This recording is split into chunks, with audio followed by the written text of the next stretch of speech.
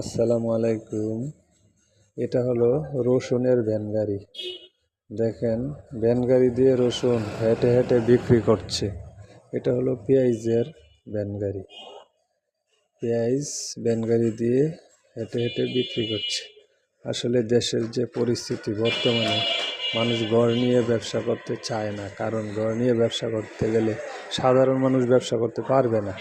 এটা হলো লবণ, বিস্কিট, বিভিন্ন নিত্য প্রয়োজনীয় দোকানের জিনিস ভ্যান গাড়ি দিয়ে বিক্রি করতে আসছে। তাই আমাদের কথা হলো, বাংলাদেশের যে পরিস্থিতি, অর্থনৈতিক অবস্থা খুবই খারাপ। এখানে যদি ঘর নিয়ে কেউ ব্যবসা করতে যায়, 1-1.5 লাখ টাকা সিকিউরিটি দিতে হবে, জিনিস কিনতে হবে, ডেকোরেশন করতে হবে, অনেক সমস্যা। এটার জন্য ভ্যান গাড়ি, প্রত্যেকজনই ভ্যান গাড়ি 100-150 টাকা দিয়ে ভাড়া নিয়ে এইভাবে ব্যবসা করছে। এটাও ভালো উদ্যোগ, সুন্দর। এরপরে আপনি কম দামেও পাওয়া যাচ্ছে জিনিস।